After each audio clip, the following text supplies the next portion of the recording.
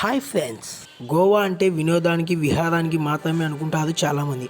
వీటిలో పాటు టూరిస్టులకు తెలియని ఎన్నో నిజాలు కూడా ఇక్కడ దాగి ఉన్నాయి. గోవా వెళ్ళాలనుకుంటున్న చాలామంది టూరిస్టులకు వీటి గురించి తెలిసి ఉండకపోవచ్చు. దేశ విదేశీ టూరిస్టుల తాకిడితో ఎప్పుడూ కోలాహలంగా ఉండే నగరం గోవా.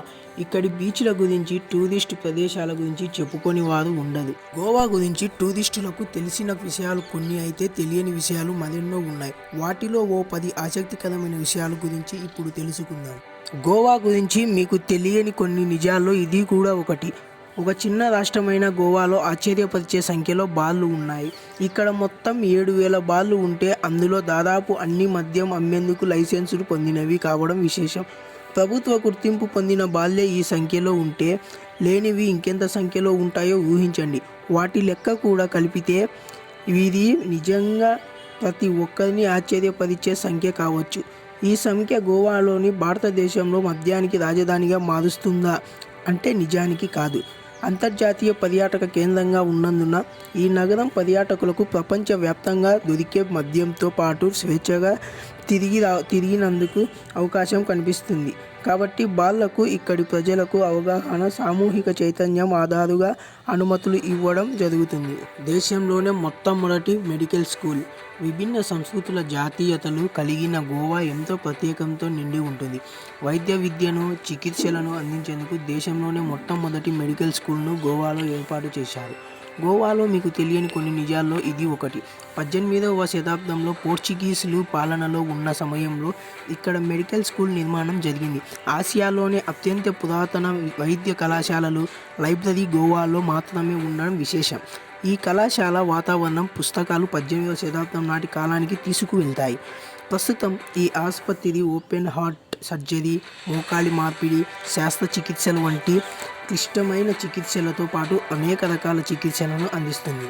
కుళ్ళిపోని సెయింట్ ఫ్రాన్సిస్ జేవియర్ శరీరం. 1542 ప్రాంతంలో గోవాను పోర్చుగీసులు పరిపాలించేవారు. ఆ సమయంలోనే సెయింట్ ఫ్రాన్సిస్ జేవియర్ ఇక్కడ సువార్త వ్యాప్తికి కృషి చేశారు.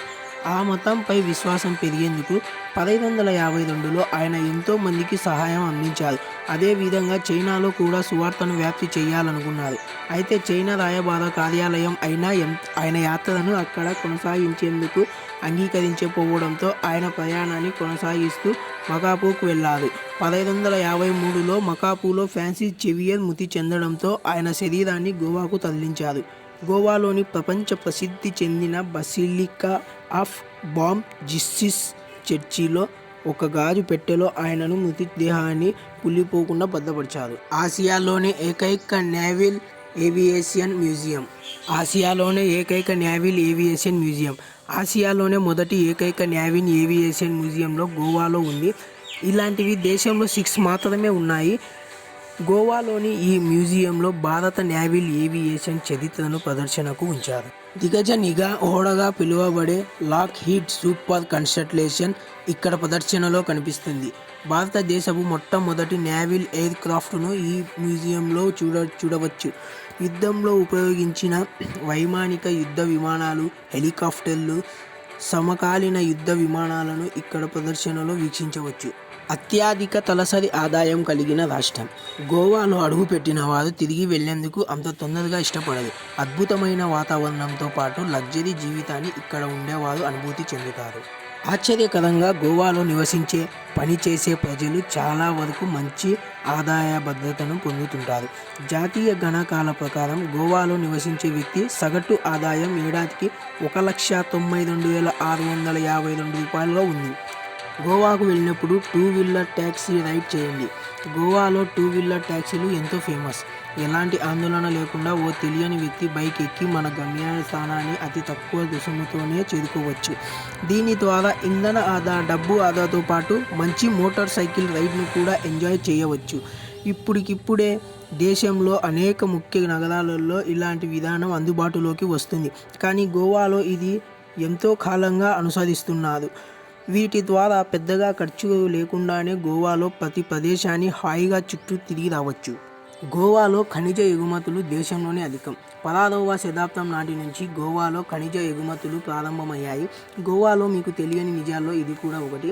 గోవా రాళ్లలో ఇనుము ఉందని డాప్ యాత్రికులు తెలియజేసిన నాటి నుంచి ఇప్పటి వరకు ఇక్కడ ఖనిజ తవ్వకాలు, ఎగుమతులు జరుగుతూనే ఉన్నాయి. ప్రస్తుతం బాక్సైట్, మెగ్నీషియా, లైమ్స్టోన్ వంటి వివిధ ఖనిజాలకు గోవా రాష్ట్రం ఎగుమతి చేస్తుంది. మొదటి ఇంగ్లీష్ మీడియం స్కూల్. గోవాలో ప్రస్తుతం వందల సంఖ్యలో ఇంగ్లీష్ మీడియం స్కూల్స్ ఉన్నాయి. కానీ కొన్ని శతాబ్దాల క్రితమే ఇంగ్లీష్ భాష ఇక్కడ వాడుకలో ఉండేది. కాబట్టి ఇక్కడ మొదటి ఇంగ్లీష్ మీడియం పాఠశాల ఉండడంతో ఎంత మాత్రం ఆశ్చర్యం లేదు. అనేక సంస్కృతులు, వైవిధ్యాల మధ్య ఇక్కడి ప్రజలు సంస్కారంతో వేడుకగా జీవిస్తున్నారు. గోవాను అనేక సంస్కృతులతో కూడిన ఒక అరుదైన ప్రత్యేకమైన ప్రదేశంగా చెప్పుకోవడంలో ఎంతమాత్రం అత్యాసక్తి లేదు. వీటన్నిటిని బట్టి గోవా కేవలం వేడుకల రాజధానిగానే కాదు, అన్నిటిలోనూ మొదటిగా ఉండే రాష్ట్రంలోనూ గుర్తింపు సొంతం చేసుకుంది. గోవాలో 30% విస్తీర్ణంలో అడవులు.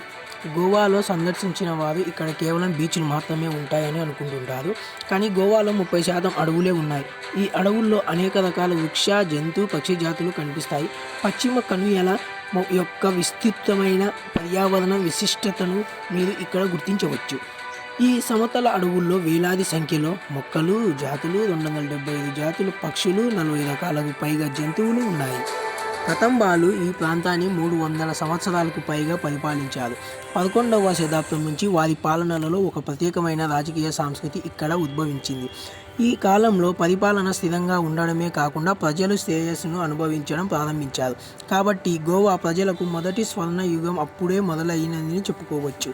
కదంబల పాలనలో ఇక్కడ అనేక దేవాలయాలు నిర్మించబడ్డాయి.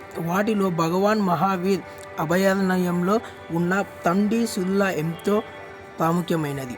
వీరి పాలనలో నిర్మించిన ఎన్నో చరిత్రాత్మక ప్రదేశాలలో ఇప్పటికీ చరిత్రను గుర్తు చేస్తుంటాయి. ప్లీజ్ వీడియో నచ్చితే సబ్స్క్రైబ్ చేసుకోండి.